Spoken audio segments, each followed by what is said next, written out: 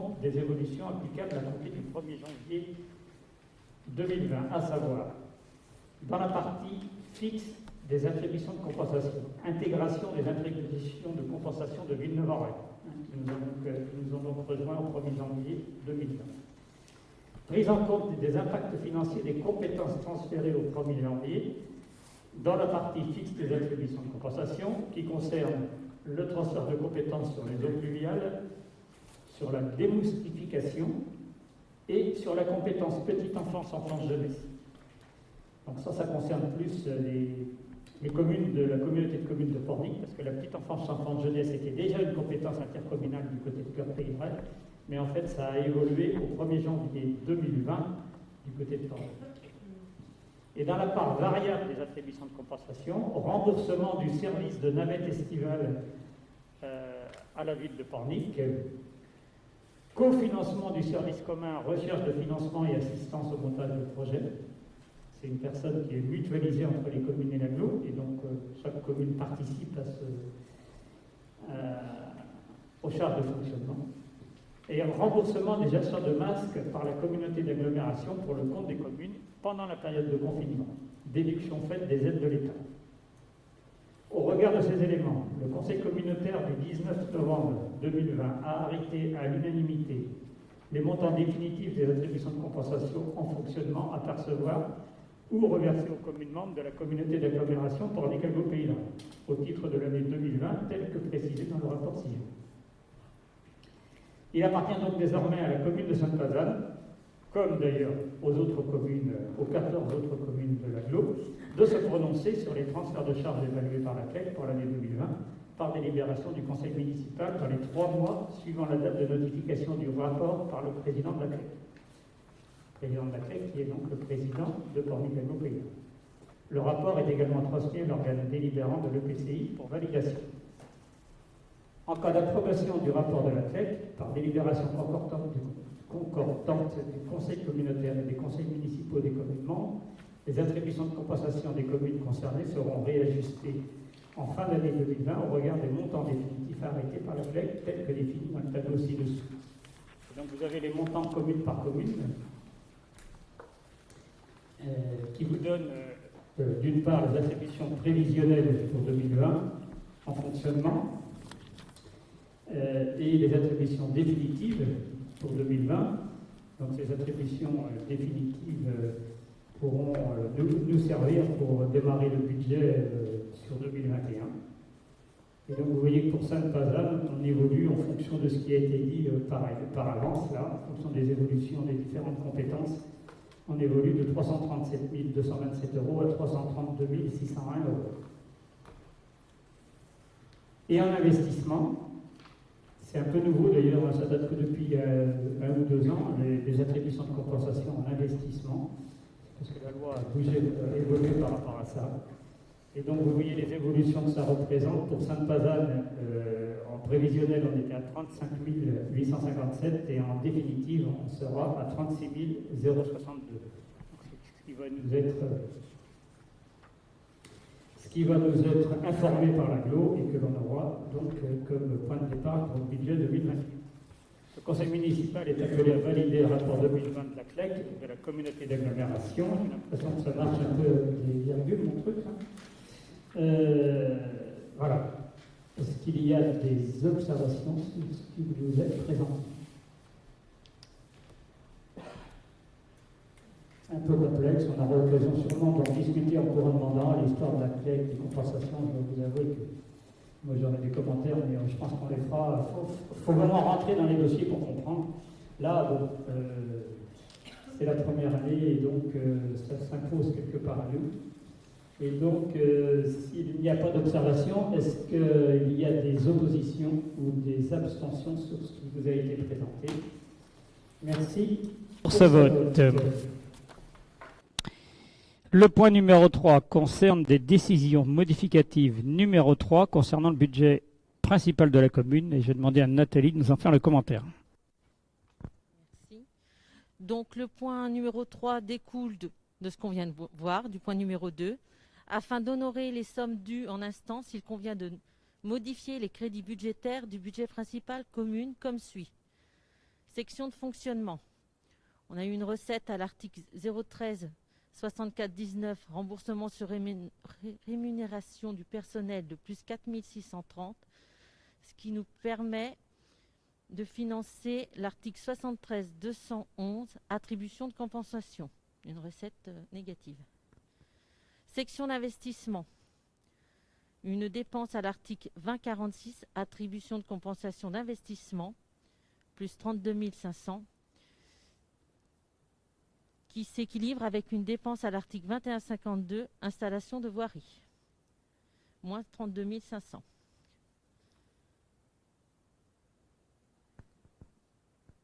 C'est des lignes d'écriture qui reprennent en compte ce qui vient d'être dit en partie. Est-ce qu'il y a des remarques, des oppositions ou des abstentions? Merci. Donc, cette décision modificative numéro 3 est donc adoptée. Et le point numéro 4, que l'on a l'habitude de prendre tous les ans, concerne les ouvertures de crédit pour l'investissement 2021. Point numéro 4, ouverture de crédit pour l'investissement 2021. Réglementairement, à compter du 1er janvier 2021, et ce jusqu'au vote des budgets, la commune ne peut procéder au paiement des dépenses d'investissement sans autorisation expresse du conseil municipal, à l'exception des restes à réaliser. Ainsi, afin de gérer au mieux les affaires courantes et de réaliser les investissements indispensables au bon fonctionnement des services, il convient, en attendant le vote des budgets primitifs en mars 2021, budget principal de la commune et ses budgets annexes, d'ouvrir des crédits d'investissement dans une proportion des dépenses d'investissement inscrites en 2019. 2020, il y a une erreur, oui.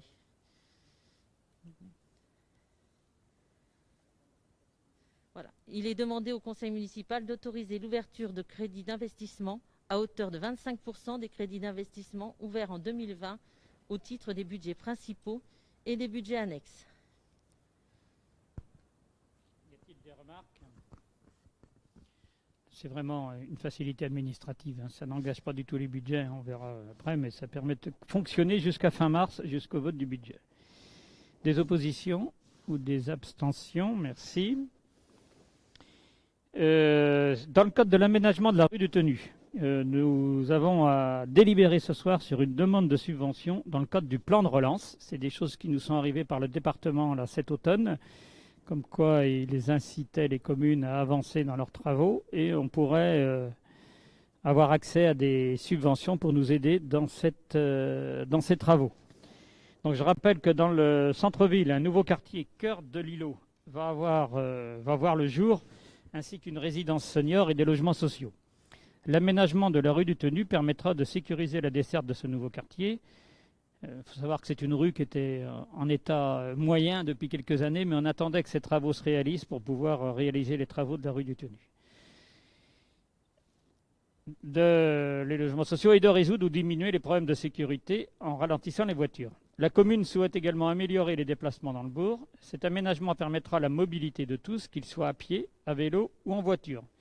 Cette route est empruntée par les collégiens et les primaires. Là, on a marqué le nombre total. Ils passent pas tous par là, mais voilà. Par une partie des collégiens et des primaires. Le cheminement vers la gare pour les habitants du sud de la commune, ainsi que de l'accès à la coulée verte pour les habitants du nord de la commune, seront aussi sécurisés. Le détail de ces travaux, donc, c'est le suivant: terrassement, nettoyage, démolition, déblaiement, voirie, aménagement de la chaussée, de placettes et trottoirs, mobilier urbain, installation de dalles pododactyles, support vélo, bancs, corbeilles et potelets, signalisation, assainissement des eaux pluviales, grilles à valoir, suppression des gargouilles, raccordement sur les collecteurs eaux pluviales, mise à niveau tampon, y compris remplacement caniveau et grilles, y compris raccordement sur les collecteurs. L'enrobé prévu est un enrobé recyclé à 20%, enrobé écologique, recyclable, nécessitant moins d'énergie pour sa fabrication, apportant une excellente résistance mécanique, une amélioration de l'étanchéité et un meilleur uni que le revêtement actuel. Les matériaux utilisés pour la couche de forme des trottoirs, pour le remblaiement des tranchées et pour la couche de forme sous accotement sont issus du recyclage. Le montant estimatif de l'opération s'élève à 345 285 €. Ça a déjà été vu en commission, présenté, hein, ces travaux-là, auxquels s'ajoute le coût de la maîtrise d'ouvrage pour un montant de 12 180 €. Donc on propose de demander donc l'attribution de subventions au titre du plan de relance 2020-2021 pour l'aider dans le financement de ce projet. Et donc vous voyez apparaître les chiffres qu'on vient de vous citer en dépenses. Et en recettes, on fait apparaître 50%. C'est ce que l'on peut espérer, en espérant que le département ira jusque-là. On fait apparaître 50% de la dépense en financement du département et 50% en autofinancement de la commune. Et donc voilà la délibération que l'on a à prendre pour qu'on puisse... on a déjà envoyé le dossier, mais il faut pour le mettre dans les tuyaux du département et que ça puisse être analysé. Mais il faut appuyer ce dossier d'une délibération. C'est pour ça qu'on vous propose de la prendre ce soir pour pouvoir compléter ce dossier de demande de subvention auprès du département. Les travaux, l'appel d'offres est lancé. Je regarde Constant, les entreprises doivent répondre pour le 20 décembre ou quelque chose comme ça, ou 23 décembre. L'analyse se fera début janvier. La commission d'ouverture des plis se réunira pour regarder le résultat qui sera donné et souhaitons que l'appel d'offres soit positif et que l'on puisse engager assez rapidement les travaux, sachant que d'une part les riverains, mais surtout les commerçants en haut de la rue, de cette rue-là, insistent pour que ces travaux puissent se faire assez vite avant le printemps et que ne gênent pas les activités plus fortes du printemps ou de l'été à venir. Et donc, j'en profite pour vous dire que notre prochain conseil municipal, on en parlera tout à l'heure, c'est le 25 janvier pour regarder l'Europe. Il faut qu'il y ait une commission qui se réunisse avant, enfin une commission finance et tout ça. Mais c'est possible qu'on fera un petit conseil début janvier si on a les éléments et si la commission donne le feu vert pour pouvoir lancer les travaux et ne pas perdre trop de temps. Voilà, on l'a déjà fait une fois, il y a je ne sais plus quand. C'est un conseil qui peut durer 10 minutes ou un quart d'heure avec le seul point abordé, mais il faut absolument que ce soit le conseil qui attribue le marché. Ça fait partie de ce type de marché que l'on passe. C'est le conseil municipal qui doit attribuer les marchés. Donc voilà, donc on vous retiendra au courant en fonction de si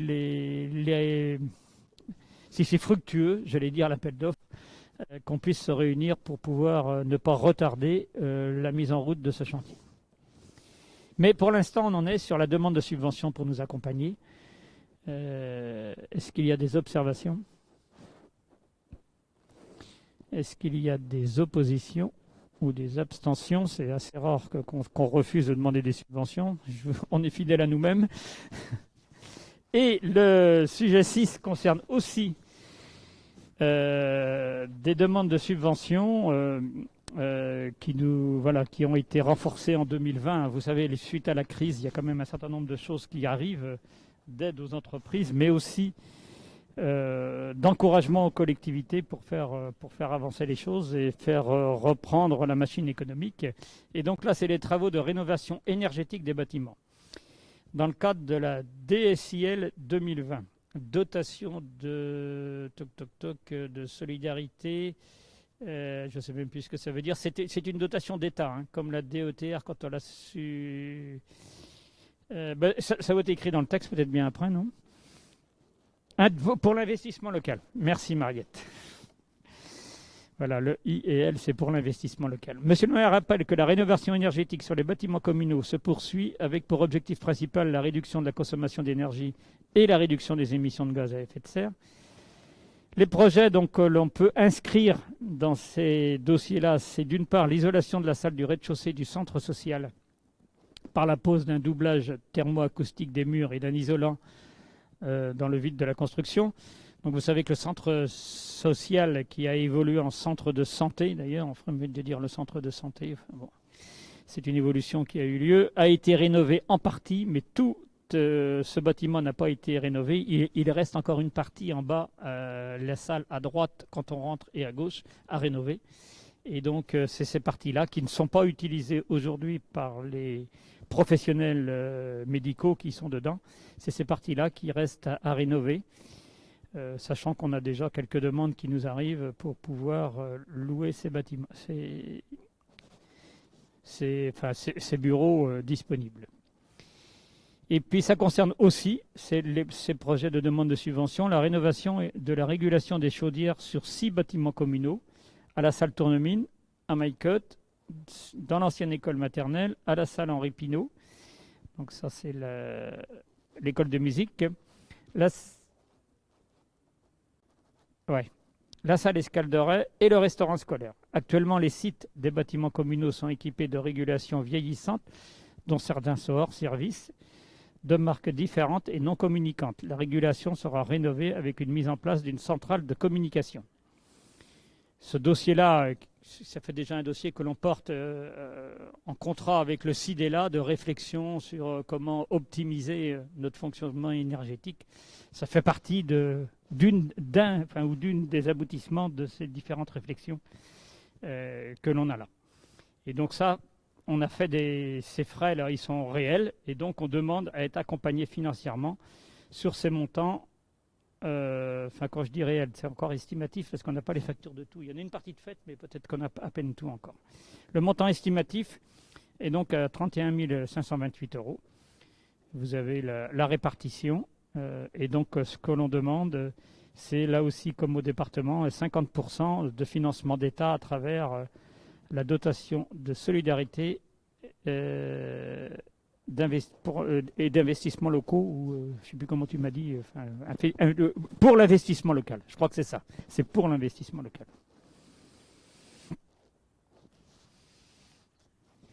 Voilà les éléments. Est-ce qu'il y a des remarques, des oppositions ou des abstentions? Je vous remercie. On va demander à Constant, est-ce qu'il y a un micro qui peut se diriger vers Constant pour nous parler des travaux d'aménagement cyclable des lieux dits de Cartron et de Ptibus, qui sont maintenant terminés, mais il y a eu quelques modifications en cours de route. Donc, concernant les cheminements, je vous informe que l'Assemblée, que suite à l'élaboration du schéma directeur mode doux, la commune procède à la mise en œuvre et à la réalisation de voies douces, des travaux d'aménagement en lieu dit le Cartron et le Petit Beus, créant des cheminements piétons-vélos, sont en cours. Des voies cyclables bidirectionnelles vont être réalisées.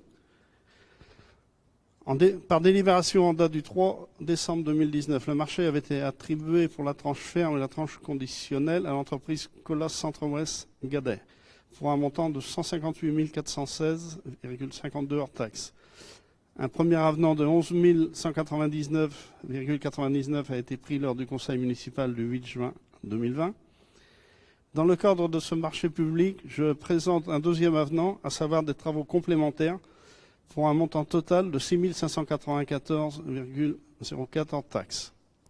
Ce deuxième avenant a pour objet la prise en compte à la demande du maître d'ouvrage des travaux complémentaires côté village du Pas, pour une création d'accès de champs, modification du tracé de la piste cyclable à la demande du département, travaux d'assainissement également EP dû aux accès du champ et modification exécutoire du fossé. Donc si vous regardez sur la diapo, vous verrez qu'au niveau du... ça c'est... Oui, en bout du cheminement, en face de la route du Pas, comme le cheminement il avait été plus long, comme il y a un terrain qui est occupé par le département et pour son accès, nous on a déplacé un petit peu le passage pour la traversée piétonne, donc ça tombait plus en face de la route du Pas. Donc ça a été décalé de quelques mètres et il fallait refaire à redescendre, Patrick, si tu veux. Voilà, à redescendre là, pour traverser en face pour l'accès aux piétons et vélos. Donc là, c'était surtout ça. Et autrement, pour le Cartron, tu as l'autre diapo, donc tu as celle-là. Voilà. Là, quand on arrive au bout du chemin, c'est-à-dire en partie basse, là, il y avait l'accès au champ qui a dû être pris et la voie qui est, ça vous fait un Y un petit peu, elle a été décalée aussi à la demande du département pour être le plus à gauche possible, pour être le plus près de la cour pour une meilleure visibilité. Donc ça aussi, ça a bougé. Et en face, pour l'agriculteur, l'entrée au champ, comme il y avait un fossé, donc on n'a pas eu le choix, il fallait bien le combler également, à la demande de l'exploitant. Mais bon, comme il nous a laissé accéder sur le terrain et tout, on ne pouvait pas se permettre dans le cadre des travaux de ne pas le faire, quoi. Donc ça concerne ces travaux-là. Merci Constant. Est-ce qu'il y a des observations sur ces travaux qui sont maintenant finis? Mais bon, pour finir de les payer, il faut qu'on passe ces avenants pour qu'on puisse finir de régulariser les factures ou de régler les factures. Y a-t-il des oppositions ou des abstentions? OK. Et le point qui suit, ça va être encore Constant. Donc Christine, tu peux lui laisser le micro. C'est les travaux de réhabilitation du théâtre. Sur les derniers avenants à passer, j'espère. Je ne sais pas s'il y en aura encore d'autres à venir. Je ne sais pas. Alors, dans le cadre des travaux de réhabilitation et de mise aux normes du théâtre de Sainte-Pazanne, l'opération comporte les volets suivants. Mise aux normes de la sécurité et de l'accessibilité. Travaux de réhabilitation générale, travaux de réhabilitation thermique, acquisition d'équipements scéniques. Par délibération en date du 18 décembre 2018, les 22 lots du marché avaient été attribués pour un montant de 1 457 188,95 hors taxes. Par délibération en date du 22 octobre 2019, un premier avenant d'un montant de 1 951,14 € avait été approuvé. Par délibération en date du 3 décembre 2019, un deuxième avenant négatif d'un montant de moins 9 517,07 hors taxes avait été validé. Je présente les nouvelles modifications apportées au marché concernant 5 lots résumés dans le tableau ci-dessous. Donc, le gros œuvre démolition entreprise Pédo, elle a un avenant en moins-value de 6 277. Serrurerie fermeture Aldige, un avenant de plus 1325,71. Ça concerne un escalier métallique qui a été fait côté rue pour accéder sur la Seine.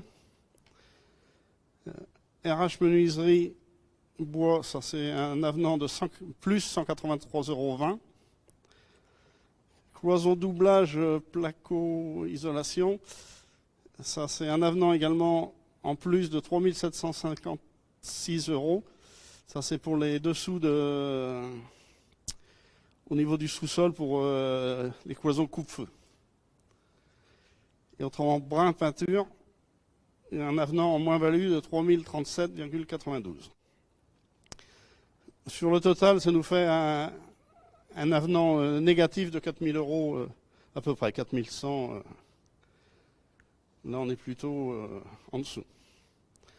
Tout en sachant que dans le montant initial, on l'avait déjà passé, ça on a toute recouverte la salle de l'entraque qui n'avait pas été prévue au tout départ. Mais après, avec les économies qu'on pouvait être réalisées dans divers points, on n'avait pu la recouvrir, car les tôles étaient en mauvais état et puis ça n'avait pas été regardé dès le début des travaux. Donc voilà. Merci. Est-ce qu'il y a des questionnements? Ce qu'on peut vous préciser, donc suite, ça c'est lié au premier marché, hein. Vous savez qu'on a repassé un deuxième marché qui va être pris en compte par les assurances. On vous l'a présenté déjà, mais donc la livraison devrait se faire début février. C'est ce qui est retenu pour l'instant, en espérant que les choses vont se dérouler comme prévu. Je pense qu'il est question de convoquer la commission de sécurité dans la première quinzaine de février, parce qu'il faut que cette commission de sécurité fonctionne pour que l'ouverture puisse se faire. Le 9e point concerne les rythmes scolaires des écoles maternelles et élémentaires publiques. Et je vais donc demander à Gérard de nous faire la présentation de ce dossier. Je vais vous faire une petite présentation, un PowerPoint là, qui va vous présenter le travail de la commission scolaire. Donc je vais ménager un petit temps après pour si vous avez quelques questions à nous poser avant de passer au vote, puisque le but de cette présentation est que le conseil municipal prenne vote pour le passage à 4 jours ou le maintien à 4 jours et demi. Donc je vais commencer. Donc en premier temps, par rapport au processus de consultation qui a été fait, donc les parents d'élèves ont sondé les parents d'enfants présents à l'école Maurice Pigeon pour savoir un petit peu, avoir la tendance de ce que pensaient les parents par rapport aux 4 jours ou 4 jours et demi. Donc le sondage a été fait sous forme de Google Form, envoyé à chaque parent pour permettre aux délégués de la FCPE qui siègent au conseil d'école de voter en connaissance des vœux des parents. Donc 396 parents ont voté, donc c'est plutôt pas mal en termes de représentativité des gens de l'école. Et le résultat pour le maintien de la semaine à 4 jours et demi en maternelle et en primaire a été donc de 41% de vote en maternelle et 52% de vote en primaire, ce qui faisait donc un total de 46% pour le maintien à 4 jours et demi pour les parents. Donc après, on a fait le deuxième vote, c'était pour le maintien de la semaine à 4 jours. Donc là aussi en maternelle et en primaire. Donc en maternelle, les parents ont voté à 57% et en primaire à 45%. Ce qui a fait donc un total une moyenne de 51% pour le retour à 4 jours. Donc d'où une faible avance du retour à 4 jours de la part des parents d'élèves. Avec ce résultat, donc il y a eu lieu les conseils d'école, parce que les deux écoles, donc maternelle et élémentaire, doivent se positionner eux aussi pour ce passage à 4 jours ou le maintien des 4 jours et demi. Donc là, les maternelles et élémentaires ont organisé un conseil d'école extraordinaire avec vote par voie électronique. Donc c'était une voie électronique qui était de l'inspection académique. Donc là, par contre, devaient voter les enseignants, donc le RASET de l'école, les représentants des parents d'élèves, un représentant des parents d'élèves par classe, le maire ou son représentant et un conseiller municipal.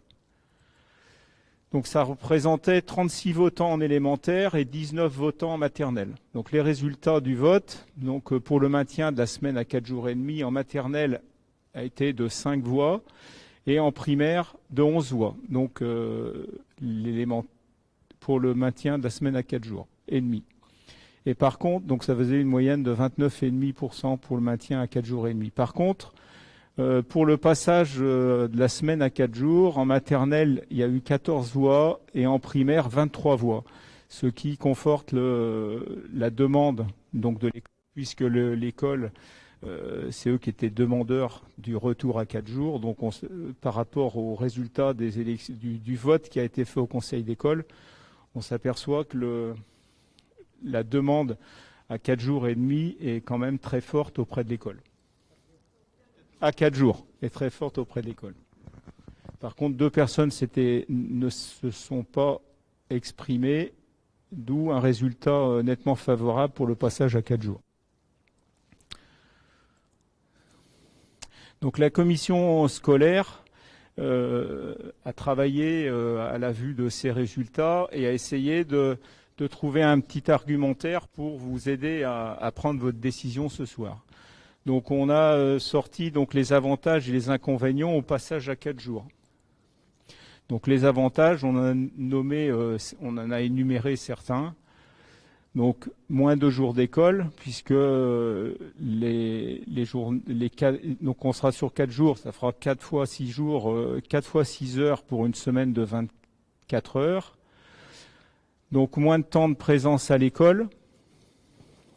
1 jour de repos en milieu de semaine. Donc les enfants moins fatigués et plus réceptifs. Pour ce faire, il faudra qu'on travaille aussi sur une réduction du temps de midi et une harmonisation des horaires d'école entre le public et le privé. Après, les inconvénients pour nous, pour le passage à 4 jours, donc journée plus longue de 45 minutes, puisque on passe avec des journées de 6 heures. Donc un début d'école à 8h50 pour une fin à 16h20. Actuellement, l'école commence à 9h et termine à 16h15. Par contre, plus de tapes, puisqu'il n'y a plus de subventions. Après, on risque d'avoir un petit problème de personnel à pas. Réduction des heures du personnel de cours et de cantine. Et par contre, il faut qu'on anticipe la mise en place d'un self pour réussir à réduire le temps du midi. On a fait le même exercice pour le maintien de la semaine à 4 jours et demi. Donc les avantages. 5 demi-matinées d'école, donc sur une semaine de 24 heures. Pas de changement d'horaire. La journée scolaire de 5h15 plus 3 heures le mercredi, c'est ce qu'il y a actuellement. Donc le début à 9h et la fin à 16h15. L'école le mercredi matin, donc pas de garde pour les parents qui travaillent le matin. Et bien sûr, le maintien d'étape. Et pas de désorganisation des transports scolaires. Les inconvénients, un temps d'école beaucoup plus long. Le temps du midi de 2 heures par tous les temps, donc ça on maintient ce qui est actuellement. L'étape qui actuellement ne sont que pour à peu près 30% des enfants qui sont sur la cour entre midi et 2. Le retour en classe agité après une pause trop longue. Et en maternelle, une fatigue des enfants dès le jeudi.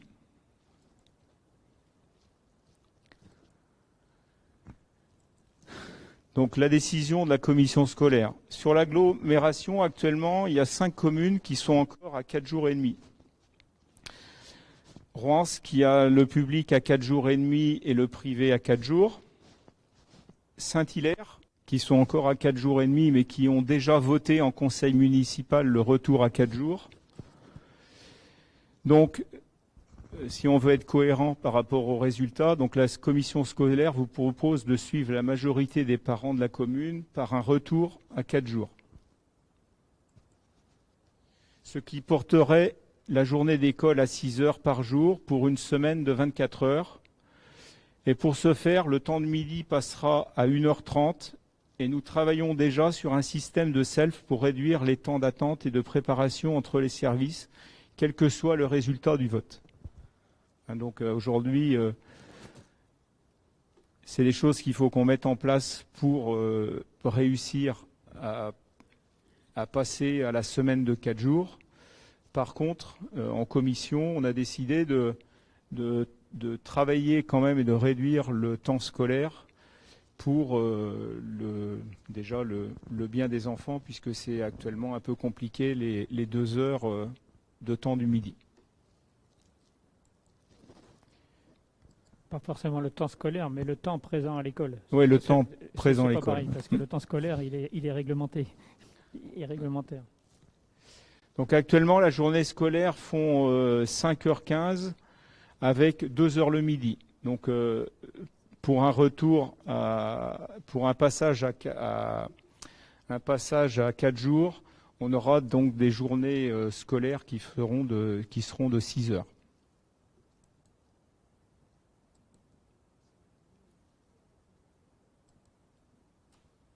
Voilà, donc si vous avez quelques questions. Le débat est ouvert. Sujet, vous savez, c'est pas la municipalité qui décide, c'est pas les conseils d'école qui décident. On donne un avis et c'est l'inspecteur d'académie qui, en fonction de ses avis ou de ses votes, décide. Donc, mais l'avis du conseil municipal, malgré tout, est important dans l'analyse que fera l'inspecteur d'académie pour décider la chose. Mais au final, c'est l'inspecteur d'académie, Ouais, en fonction de ce qu'a dit les... Mais à aujourd'hui, on a fait donc une réunion de commission élargie le 8 avec donc tous les acteurs qu'on avait convoqués la première fois, donc la commission scolaire, les enseignants, les parents d'élèves, les gens de Pas à Pas, l'inspection académique, les gens de la cantine, les transports scolaires, pour essayer de réfléchir justement à cette demande qui était de passer à 4 jours.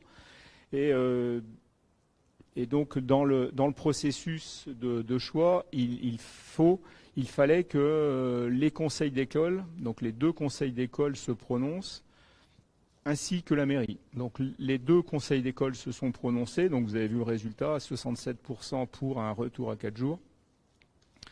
Et aujourd'hui, c'est à notre tour de voter, et le résultat de notre vote de ce soir et les 2 des conseils d'école partiront sur un document à l'inspecteur académique qui lui va trancher est-ce qu'il accepte cette dérogation, puisque c'est une dérogation, de retourner à 4 jours, ou alors est-ce qu'il maintient la semaine de 4 jours et demi. À aujourd'hui, ma demande était donc, comme vous avez vu, ce qu'était la commission a fait. Nous, la commission, on a essayé de réfléchir surtout au retour qu'on a eu des parents d'élèves, des enseignants qui ont voté massivement au retour à 4 jours. Aujourd'hui, la commission, on se voyait mal aller à l'encontre de cette demande. Donc on a préconisé justement un retour à 4 jours. Maintenant, on va faire un vote. Si vous n'avez pas de questions. Il y a peut-être quelques questions, non? Ou quelques observations? N'hésitez pas, il y a un micro qui peut arriver vers vous, s'il y a besoin. Élodie. Alors, il faut avoir un petit peu de patience, parce que si on veut que ce soit entendu, parce qu'on est enregistré, il faut qu'on parle dans le micro. Et donc, il faut que le micro arrive à vous. Si on s'exprime sans le micro, on ne sera pas écouté par ceux qui nous écoutent de l'extérieur.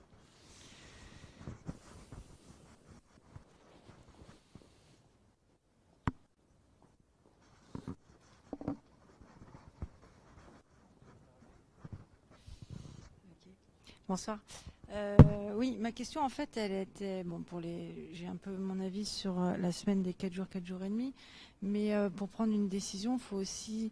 Moi, j'avais besoin de savoir quel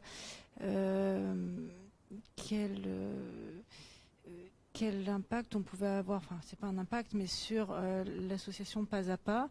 Est-ce que derrière le mercredi va changer? Et évidemment oui, mais est-ce que le système d'accueil va aussi pouvoir évoluer? Et en fait, c'est assez dur de prendre une décision sans connaître ces réponses, je trouve. Et il aurait été intéressant de pouvoir communiquer avec eux et de savoir ce qui était possible de faire et ce qu'ils projetaient de faire. Parce qu'aujourd'hui, si on met un enfant à la journée, je crois qu'on ne peut pas l'enlever. Enfin, ça pose d'autres questions en termes d'accueil de l'enfant le mercredi, quoi, en fait. Je ne sais pas si je suis très claire. Si, ta question est très claire. À aujourd'hui, Pas à Pas participait avec nous à la commission élargie, et eux, ils attendaient justement de connaître le résultat du vote de ce soir pour retravailler sur une autre organisation, parce qu'eux, aujourd'hui, ils ont 7 salariés qui travaillent sur les TAP. Donc ces 7 salariés qui travaillent sur les TAP vont être... ils savaient déjà depuis le mois de juin, ils savaient que le privé allait passer à 4 jours. Donc deux des 7 salariés qui sont intervenants en tant que TAP à Notre-Dame de Lourdes, ils devraient certainement réorganiser leur temps de travail. Donc, avec le passage au public, si tant est, on passe aux 4 jours, ils vont être effectivement, ils vont être obligés de faire déjà, de donner une offre différente pour l'accueil des enfants du mercredi matin, puisque les personnes qui travaillent, il faudra bien que les jeunes puissent être accueillis. Par contre, à aujourd'hui, ils attendent justement qu'on ait pris la décision pour pouvoir faire des propositions. Mais ils étaient dans la discussion avec nous au départ. Eux, ils ne le font pas de gaieté de cœur, mais ils vont s'adapter, ils vont faire une offre qui correspondra justement au choix qu'on va faire ce soir. Ok, merci.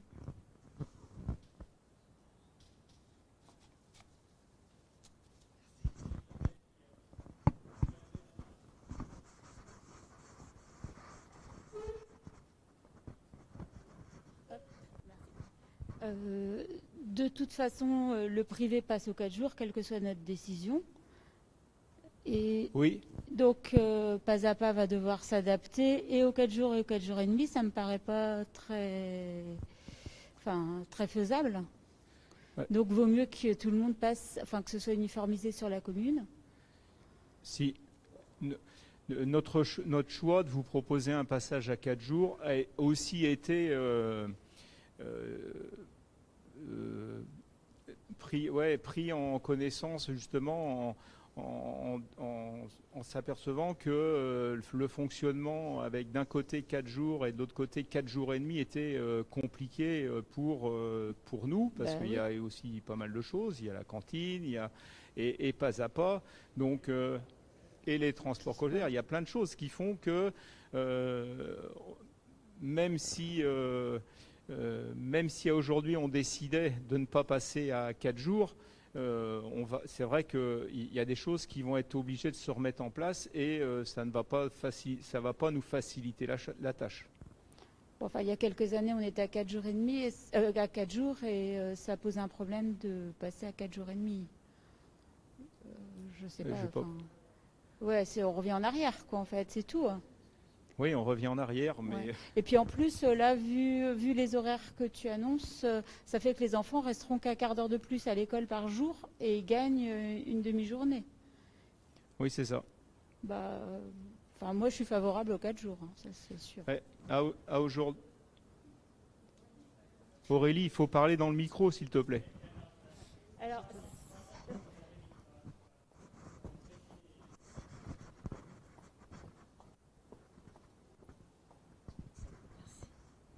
c'était juste une réponse à Isabelle. En fait, le temps du midi est censé être réduit aussi pour les 4 jours et demi. On y travaille. Donc, si sur les 4 jours et demi, le temps du midi est réduit, la journée sera réduite également. Donc, voilà. Oui, effectivement.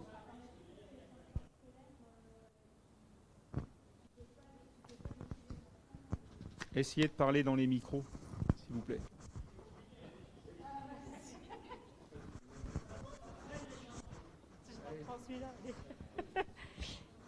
hop là. En fait, même si tu réduis le temps du midi à 4 jours et demi, les enfants, ils auront quand même une amplitude horaire qui sera la même, puisqu'il y a les transports scolaires, non? Enfin, je sais pas. C'est pas si simple que ça. C'est pas Mais si simple. à aujourd'hui, on réfléchit, parce que là, je vous ai fait une présentation pour une réduction du temps du midi d'une demi-heure. C'est une projection qu'on a fait. Maintenant, en prenant le choix, c'est parce qu'il fallait qu'on ait une modélisation pour pouvoir demander à l'inspecteur académique une dérogation. Donc on avait des dates qui étaient déterminées. Hein. On doit rendre la demande. Normalement, on devait rendre la demande demain matin, et c'est reporté à début janvier. Mais ça ne change pas le choix qui sera fait ce soir.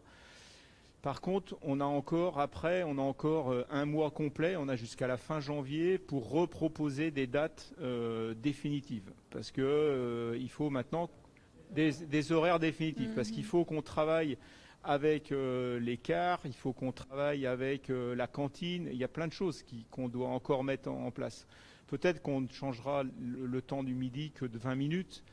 Ça serait même souhaitable qu'on reste à 20 minutes et qu'on n'aille pas jusqu'à une demi-heure. Et aussi, si on ne passe pas aux 4 jours, on avait aussi envisagé quand même de travailler sur le temps du midi, parce que le temps du midi, 2 heures, c'est long. C'est long oui, ça, c'est évident. pour tout un tas de choses, hein, pour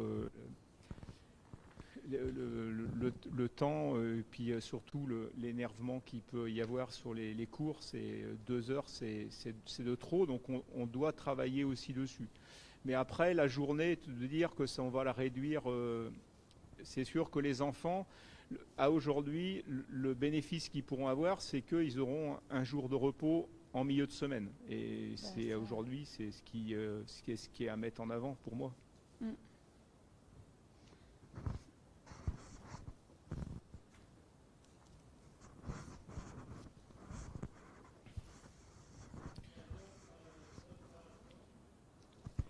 S'il n'y a plus d'autres observations, on a 2 possibilités maintenant pour voter.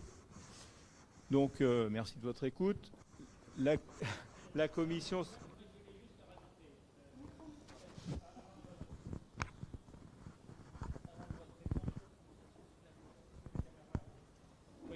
Avant le vote, pour repréciser la question d'Élodie, parce que c'est quand même vrai que la question sur pas à pas, pour moi, est une vraie question. Donc, il y aura du temps en plus pour les animateurs de pas à pas, parce que c'est de leur embauche qu'il est prévu le mercredi matin, parce qu'aujourd'hui, il n'y a pas d'accueil à pas à pas, il n'y a pas d'accueil de loisirs le mercredi matin. Donc, il y aura, en contrepartie du fait qu'ils ne font pas l'animation le midi dans les écoles, il y aura le mercredi matin. Mais ça ne remplace pas à temps égal l'un pour l'autre. Malgré tout, ça atténue la différence. C'est-à-dire qu'on ne supprime pas tout le temps passé aux tables, parce qu'une partie de ces animateurs vont être redéployés de leur temps, va être redéployé sur le mercredi matin. Voilà, c'était pour préciser un peu les choses. Alors c'est vrai, il y a des parents qui ont, j'ai vu ça je crois sur Facebook, ça fait partie du débat, mais quand les parents mettent leurs enfants à l'école le mercredi matin, c'est gratuit. Quand ils les mettent à pas, il y a un coût pour les parents, il y a un coût pour la collectivité.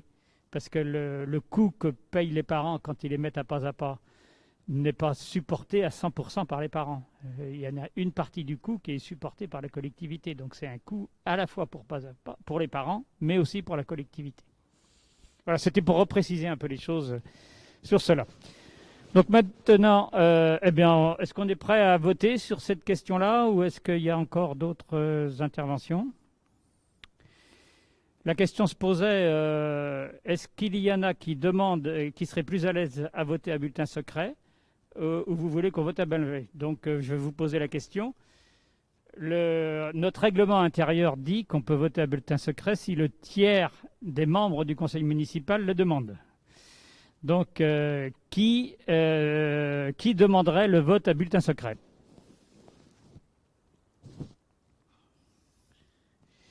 2, 3, 4, 5, 6, 7, je vais me rajouter 8.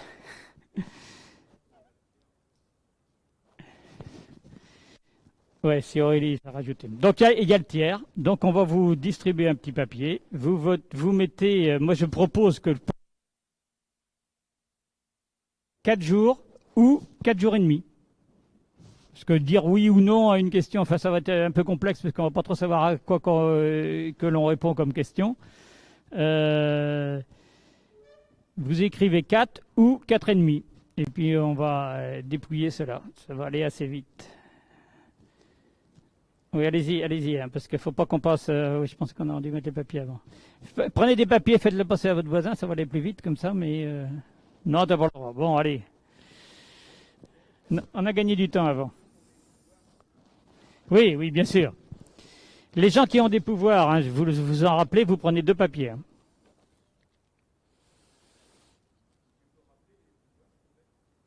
Alors, les pouvoirs, oui, je peux rappeler que Monique Dionnet a donné pouvoir à Gérard Alain, Yvan Théry a donné pouvoir à Nathalie Bossard,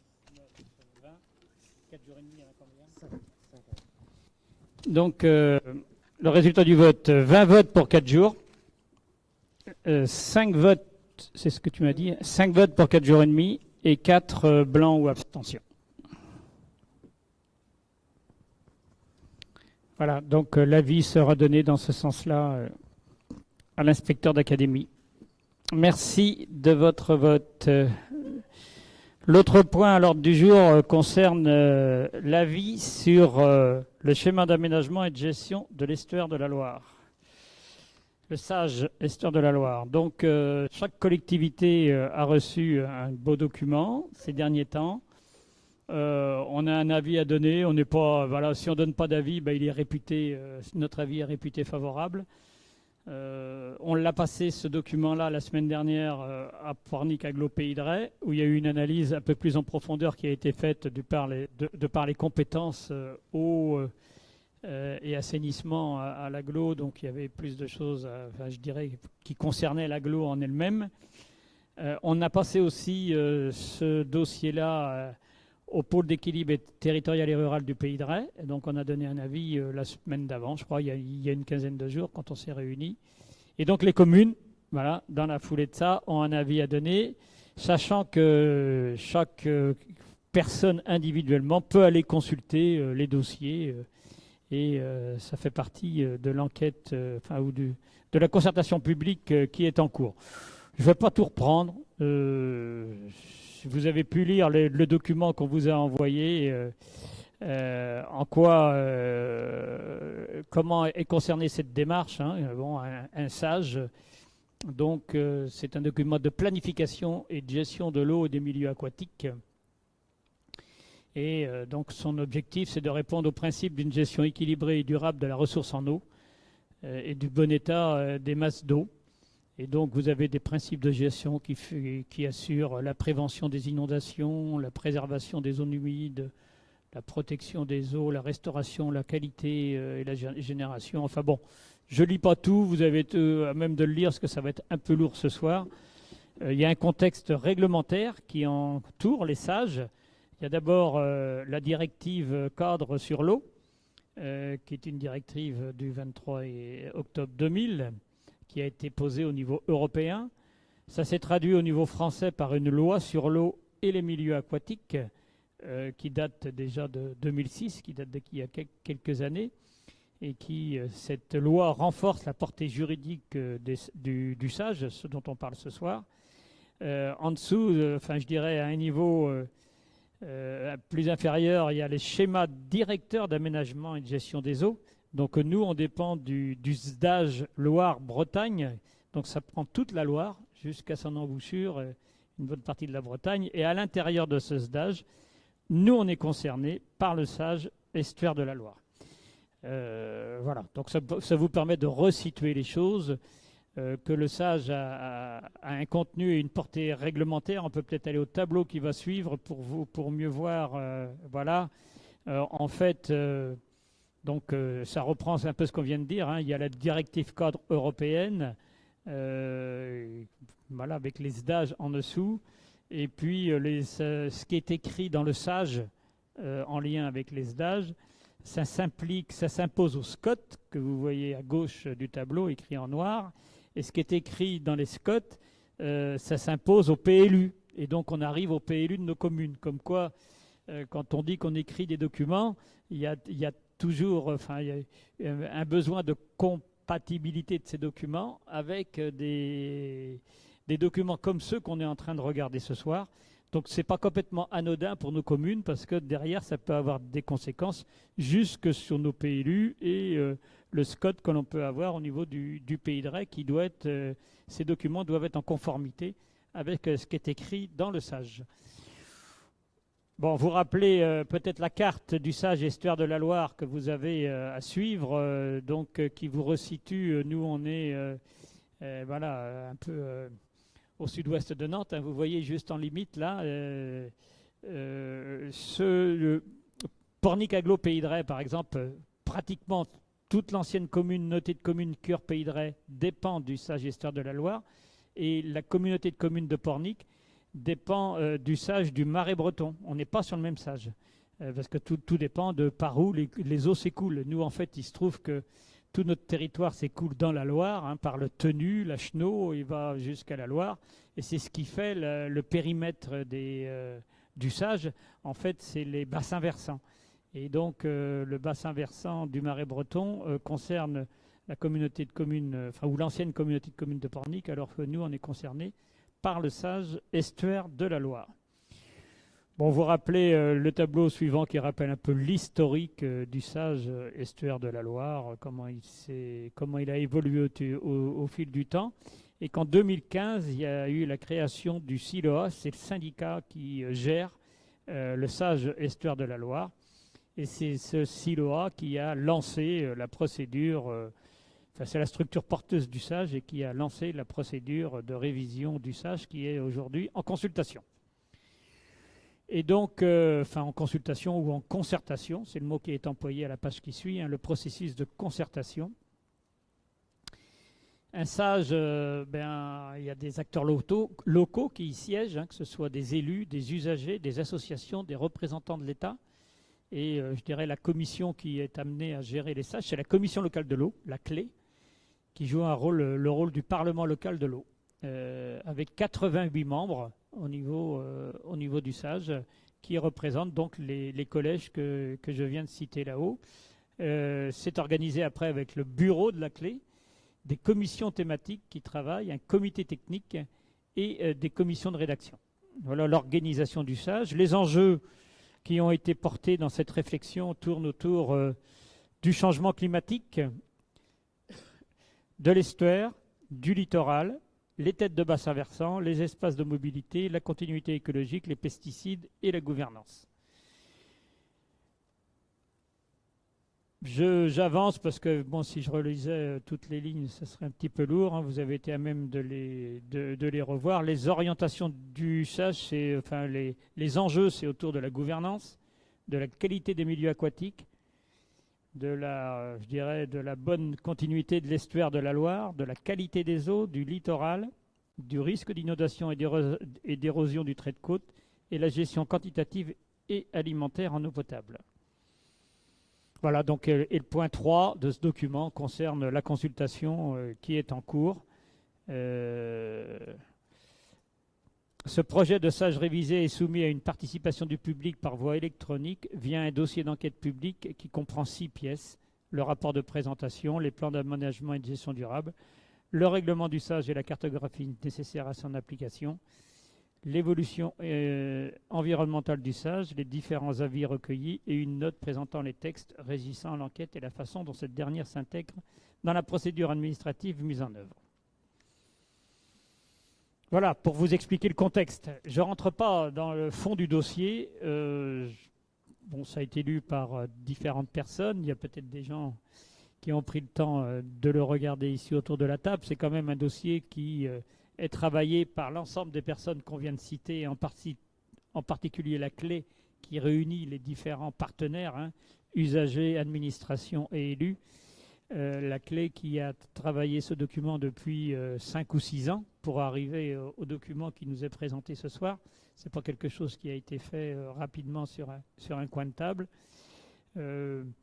Les avis, ce que je peux vous donner comme les avis donnés et par le PETR et par Pornic Agglo Pays de Retz ont été des avis favorables à ce Sage, avec des remarques en particulier qui tournent autour de la gouvernance, avec des remarques sur la définition des zones humides, qui sont des remarques, je dirais, à la marge, mais qui ne remettent pas en cause l'intérêt global du dossier. Au stade où on en est, nous, est-ce qu'on doit émettre un avis favorable en se référant aux remarques apportées par les autres niveaux de collectivité, ou simplement émettre un avis favorable ou pas?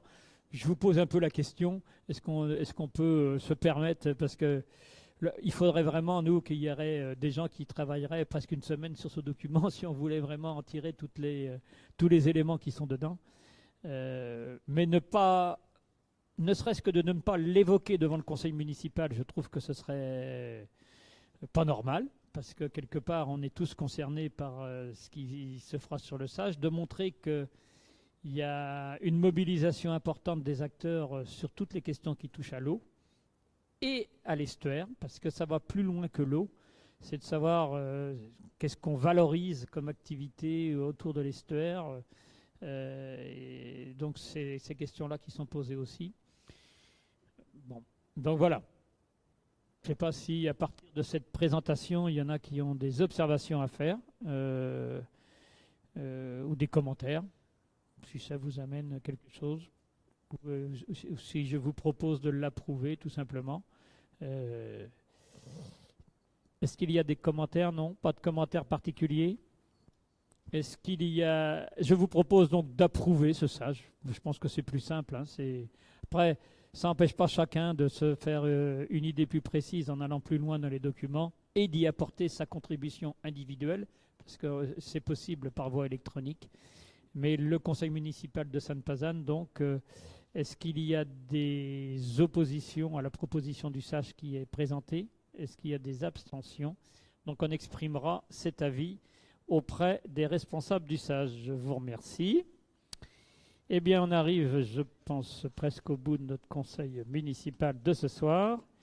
Il nous reste à vous présenter les droits de préemption urbains, c'est-à-dire les ventes sur la commune qui se sont réalisées ces derniers temps, sur lesquelles, vous savez le principe, hein, on a un droit de préemption, on l'exerce pratiquement jamais, mais c'est au moins une information qui est donnée.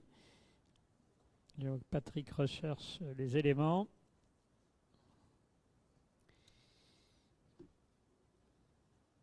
Donc un terrain qui s'est vendu à la Bazonnière. Un autre avenue des Érables.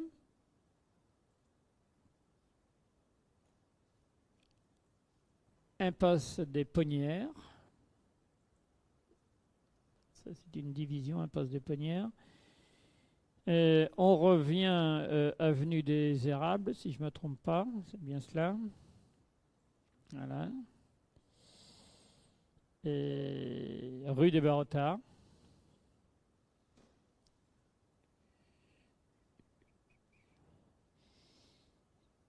Rue du Rocher. Ça vous permet de faire une petite révision du nom des rues à Sainte-Pazanne. Rue des Barottards, on y retourne en drapeau, un terrain en drapeau qui se divise. En face, le terrain de foot. Avenue Cache-Bonhomme.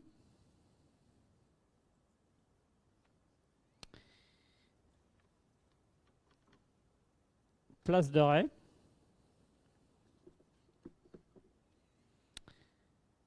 C'est la boulangerie Place de Ray pour ceux qui ont pu repérer, ça change de propriétaire.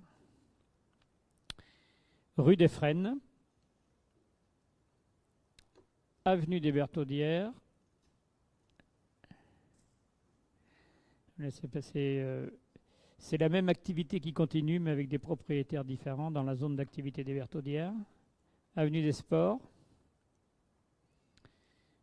C'est une maison. Rue de l'Auditoire.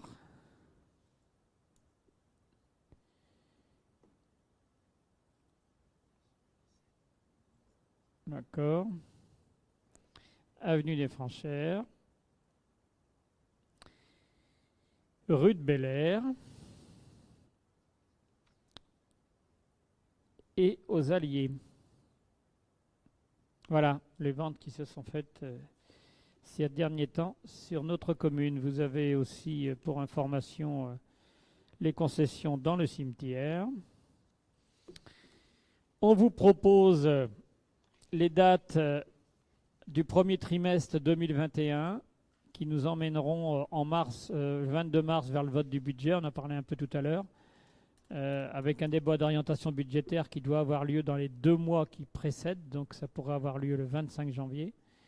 Voilà, et puis le 22 février, voilà, il y aura d'autres points, mais on pourra voter les subventions aux associations ou des choses comme ça. Le faire un peu en décomposé, ça permet d'avoir des conseils un peu moins lourds autour des votes du budget.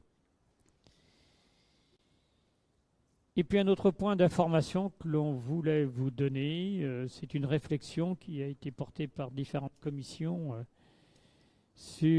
pour apaiser la circulation dans le bourg de Sainte-Pazanne d'une partie du centre-bourg en zone 30 avec des priorités à droite. Donc on aimerait bien en parler un peu. Je ne sais pas qui veut compléter ce dont on parle. Je sais que ça a été débattu en commission aussi. Ça a été vu en commission travaux ou aménagement. Je crois que la commission environnement s'y intéresse aussi pour différentes raisons. Que d'encourager les déplacements vélos, ça implique aussi d'apaiser les voitures pour que les vélos se sentent plus en sécurité. Et c'est un peu l'objet. J'ai encore vu aujourd'hui dans le journal d'autres communes qui disent prendre cette décision de faire des priorités à droite, c'est-à-dire qu'on revient à des choses qui existaient par le passé. Et quand il y a une priorité à droite, c'est vrai que ça nous oblige à ralentir et donc à apaiser la circulation. Les gens se plaignent que dans le bourg, ça roule vite. Et cette proposition-là irait dans ce sens. Je vois qu'Aurélie demandait la parole. Juste un petit peu pour compléter ce que tu disais, on a eu une rencontre avec un responsable du département sur ce sujet-là, en fait, qui pointait un petit peu l'organisation dans le bourg avec des passages en fait, de limitation à 30, mais pas une zone 30 définie. Parce que la zone 30, du coup, permet, les modalités de circulation, c'est justement les priorités à droite. Et le fait d'avoir quelque chose de cohérent sur toute une partie délimitée en fait, du centre-bourg, ça permet qu'il n'y ait pas de changement dans le régime des priorités et d'être sur quelque chose de constant, en fait. La proposition serait serait parce que ça reste à consolider. Ouais, mais on voulait commencer à en parler parce que si on commence pas là, ça va être. Faut faire avancer les choses parce que. Voilà. C'est ça. La proposition initiale, en fait, c'était de passer en zone 30 du plateau qui est en face de la rue Bonnefontaine. Merci, Constance. De la rue Bonnefontaine, en face de la rue Bonnefontaine, jusqu'à la sortie en fait du parking à côté de la mairie. Et ce que nous invitait à faire un petit peu le département et puis la personne qu'on a consultée là en conseil, c'est d'aller aussi à l'arrière en fait du côté du plateau qui est au niveau de la rue du Verdelet en fait, d'avoir vraiment quelque chose de cohérent sur toute une zone. Donc voilà, ça sera à rediscuter du coup en commission, à acter un petit peu vraiment cette délimitation, mais d'avoir voilà, quelque chose de cohérent et pourquoi pas qui aille vraiment du plateau de la rue du Verdelet jusqu'à la gare, puisque c'est un axe qu'on cherche à apaiser aussi. Donc voilà, avoir vraiment une réflexion globale et pas être que sur des petits bouts comme on a actuellement en fait sur la traversée du bourg. Est-ce que ça amène des observations? Oui. Bruno?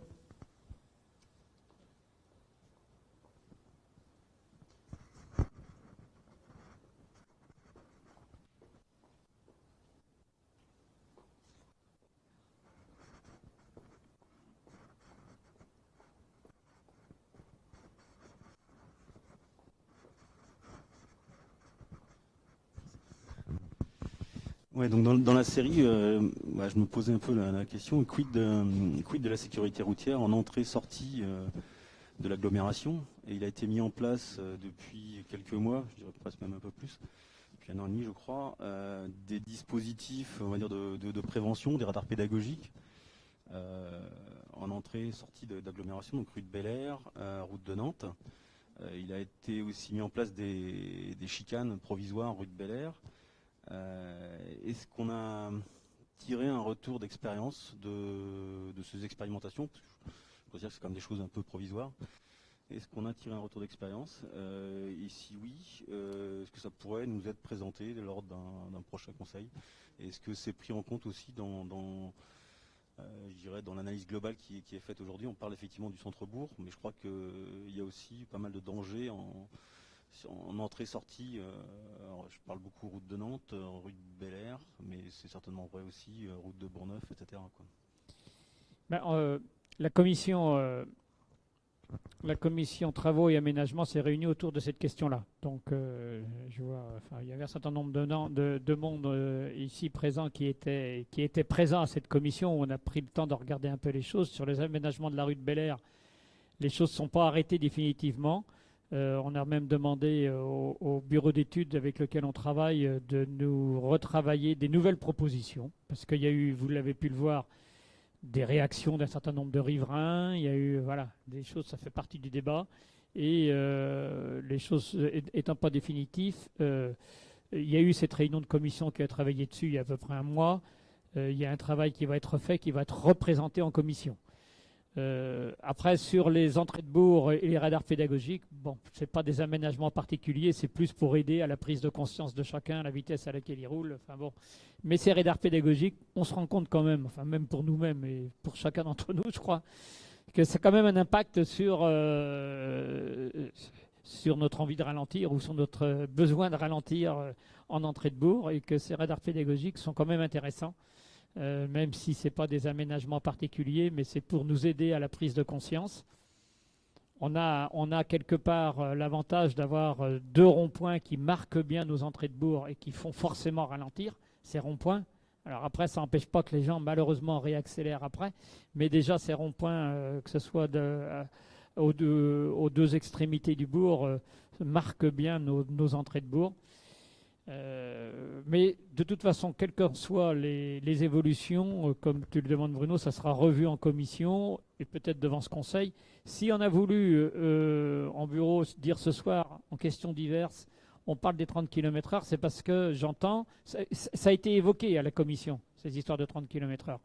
Et j'entends des gens dire, ben, on va pas attendre 6 mois pour mettre ça en place. Mais je pense que malgré tout, il ne faut pas bousculer non plus les étapes, c'est qu'avant de mettre ça en place, il faut au moins que le conseil municipal puisse ce soir en avoir une première ébauche de présentation de ce que pourrait être la zone 30, et que les commissions concernées affinent les choses pour le présenter à une future commission avant de la mettre en place. Mais ce serait bien que ce soit mis en place d'ici le printemps, quoi. Voilà, mais pour se donner ça comme objectif, il ne faut pas trop qu'on traîne en même temps, vu les temps de décision qu'il y a à respecter. Et en plus, oui. Donc il faut qu'on soit d'accord ce soir de le demander au département. C'est un peu ça. Et on arrivera avec quelque chose de plus précis à vous présenter en fonction de ce que répondra le département. Mais vous l'avez rencontré, le département, en amont. Il est plutôt favorable à ce genre de mise en place qui apaise les choses. Sachant qu'on a quand même une particularité par rapport à d'autres collectivités, c'est qu'on est traversé par une route importante qui est la route de Noirmoutier. Il y a d'autres communes qui n'ont pas ce même flot de véhicules, mais ce qui n'empêche, enfin, ce qui donne d'autant plus de poids à la réponse du département par rapport à cela, mais ce qui n'empêche qu'on peut mettre en place des choses pour sécuriser les déplacements vélo et compagnie, parce que c'est ça aussi, c'est apaiser la vitesse et sécuriser les déplacements doux. Tu as le micro juste à côté. Ouais. Toute la zone 30 serait surélevée? Je pense pas. Pas forcément. Ça ne demande pas tant de travaux que ça, justement. C'est qu'en partant des plateaux existants, celui qui est pratiquement qui arrive pas loin du parking de la mairie, il arrive à peine, hein, le plateau là. Et l'autre plateau qui est en face de la rue Bonnefontaine, c'est entre ces 2 plateaux, mais c'est pas pour ça qu'on reprendrait toute la chaussée. Mais par contre, il faut des indications, je ne sais plus, moi, au niveau technique, je ne connais pas bien, mais il faut des indications un peu particulières. Et surtout la mise en place de priorités à droite. C'est ça qui va être le plus difficile à faire respecter ou à faire comprendre, même dans notre propre politique de conduite. C'est pas si simple que ça de respecter les priorités à droite. Je me permets d'insister quand même sur les entrées-sorties de bourg. J'ai compris pour le centre-bourg, les 30 km/h, c'est très bien. Les entrées de sortie de bourg, je pense qu'il y a quand même du danger, vraiment du danger. J'ai pas l'impression que le préventif fasse beaucoup d'effets. Mais j'ai entendu un débat au niveau de la commission, hein, quand on s'est réunis, et certains pourraient le dire là. Certains ont dit, mais pourquoi pas mettre la zone 30 entre les 2 ronds-points, quoi, grosso modo. Moi, je pense qu'il faut y aller par étapes. Voilà. C'est pour ça que je proposais d'y aller par étapes. C'est un peu ce qui a été repris par d'autres, de le faire déjà dans l'hypercentre, parce que entre les 2 ronds-points, c'est long. Ça fait, je ne sais plus combien, enfin 1 km 3 ou 4, je crois. Entre les 2 ronds-points, c'est long. Mais peut-être qu'on va y venir assez rapidement, tout dépend de ce que donne l'essai qu'on va mettre en place. Hein. Ce n'est pas parce qu'on prend cette disposition-là aujourd'hui qu'on ne sera pas amené dans 2 ans à faire évoluer les choses et à le faire sur l'ensemble de la commune. Voilà, la proposition, c'était plutôt d'y aller par étapes, mais il y a certains, je vois des têtes ici, qui disaient pourquoi pas le faire entre les 2 ronds-points, quoi. C'est-à-dire sur toute la commune, du coup. Par rapport à, juste encore pour compléter un petit peu ce que tu dis, Bernard, l'idée aussi avec des intervenants extérieurs, notamment du CRMA, ce qui nous renvoyait, c'était effectivement d'avoir des entrées claires de centre-bourg, avec des aménagements qu'on puisse retrouver aux différentes entrées. Donc tu évoques les ronds-points. Il y a aussi la question, par exemple, lui proposer les coussins berlinois ou ce genre de choses. Après, c'est avoir effectivement aussi les nuisances au niveau des riverains. Donc c'est tout ça qui a pesé. Et pour répondre aussi sur la question des plateaux, pour l'instant, c'est pas envisagé. Ce que nous a bien dit la personne du département, c'est qu'effectivement, là, on va être sur des aménagements qui vont rester quand même un petit peu provisoires, puisqu'il y aurait tout à revoir. Hein, lui, il parle de gommer les trottoirs pour être vraiment sur une zone partagée, tout ça. Donc là, on va être dans une phase d'expérimentation, pour le centre-bourg en tout cas, et à voir après comment ça évolue. Mais pourquoi pas penser l'entrée par la rue de Bel Air sur le même mode, pourquoi pas de coussins berlinois, pourquoi pas de rond-point, enfin, avoir quelque chose de cohérent là aussi sur les différentes entrées pour envoyer un message clair, qu'on quitte effectivement les départementales pour rentrer dans une zone habitée. On a aussi posé la question à cette commission l'autre jour et reposé la question au département, c'est les expérimentations qui se développent de plus en plus de chaussées doux dans un certain nombre de territoires, c'est-à-dire, et on pensait nous à la rue de Bazoin en termes d'essai, la chaussée doux, c'est une seule voie au milieu, quand les voitures se croisent, eh bien, elles s'écartent, mais par contre, on laisse bien la place au vélo de chaque côté, quoi. Et, enfin bon, on ne va pas revenir sur... et on se disait, est-ce que sur la route de Lillette, la route du Pont-Béranger, pas la rue de Lillette, la rue de Bel Air, la route du Pont-Béranger, est-ce que finalement ce type d'aménagement, avec au milieu, au niveau de la rue du Clos-Marie, quelque part une zone 30 là en plein milieu parce qu'il y a des priorités à droite, est-ce qu'un chaussée doux serait pas non plus une autre solution plutôt que d'avoir les chicanes? Bon, ça reste à étudier, ça reste à discuter, on va y revenir ensemble, mais je sais que ça a été débattu dans la commission. Le cabinet va retravailler sur des nouvelles propositions, on va revenir vers vous, puis on en rediscutera. Mais ce soir, on n'est pas là au stade.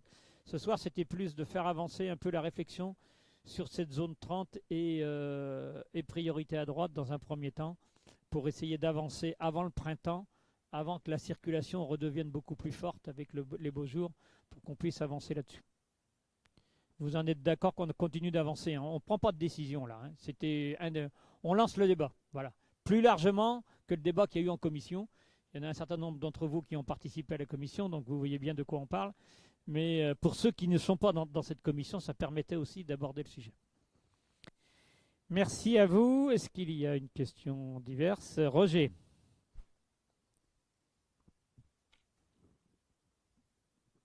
Je pense qu'on va parler de distribution aux aînés. Me trompais-je, Roger?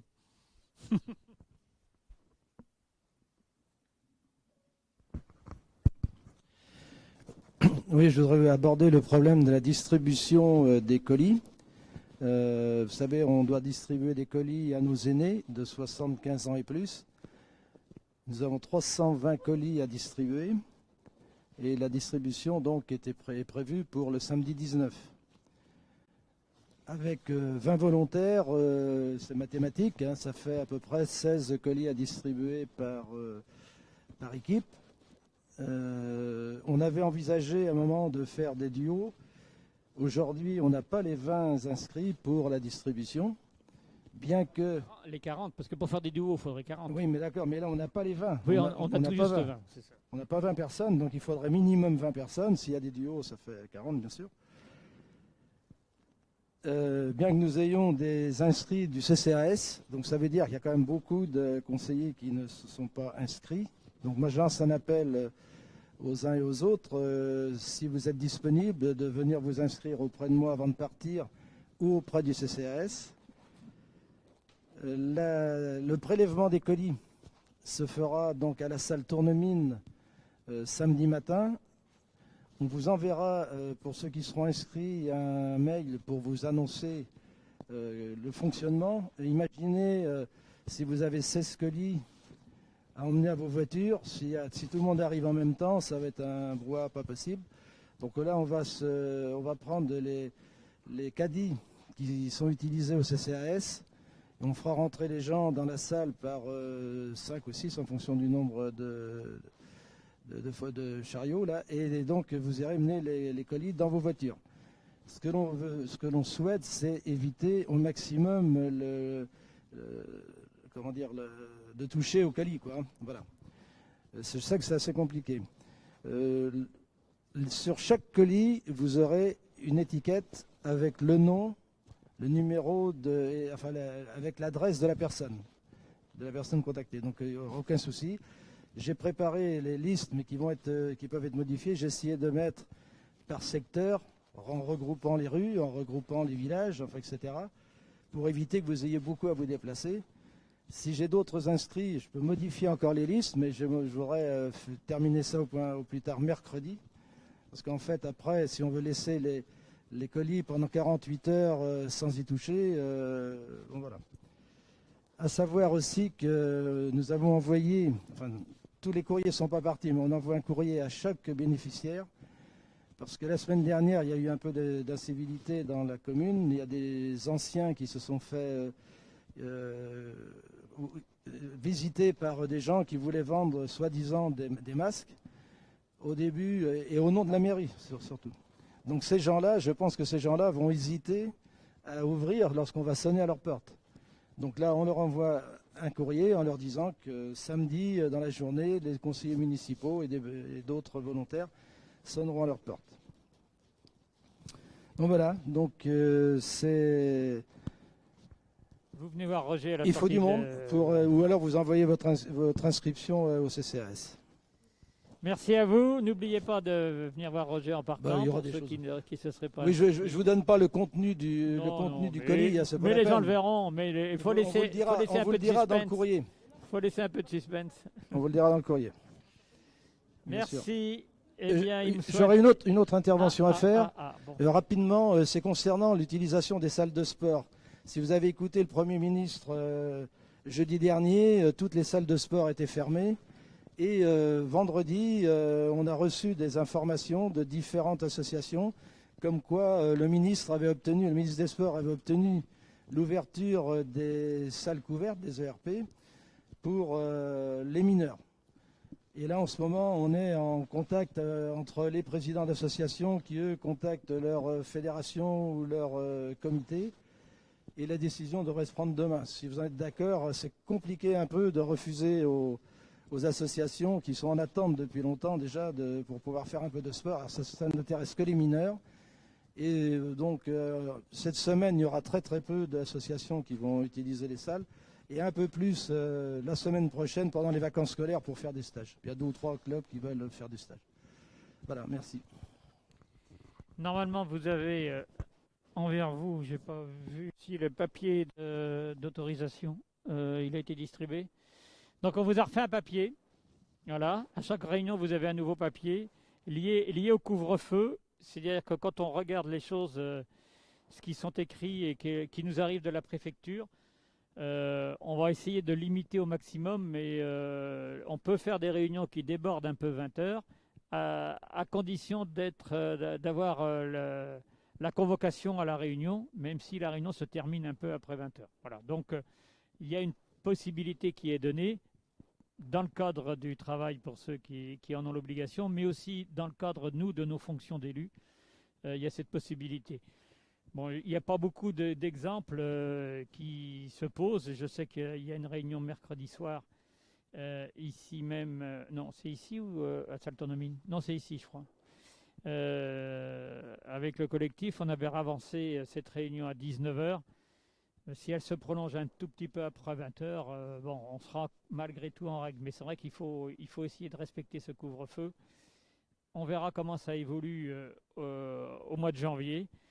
J'espère qu'on pourra malgré tout continuer à fonctionner, parce que si on réarrête les réunions, on a vu ce que ça donnait au printemps, la difficulté de se mettre en marche, ça a été long, et j'espère qu'on pourra quand même malgré tout, même si l'échange comme ce soir n'est pas très facilité avec les micros, avec les machins, mais on arrive quand même de faire avancer nos dossiers.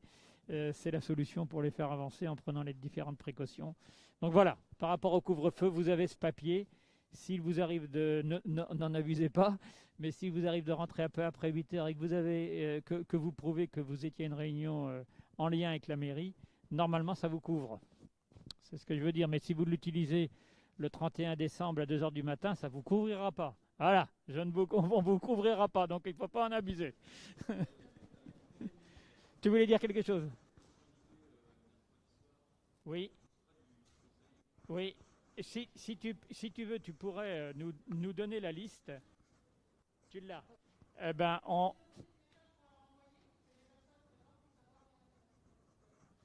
leur préparera un papier, on leur donnera à la réunion. Comme ça, si on rentre un petit peu après, ils auront ce papier. Si on a la liste avant, en amont. OK?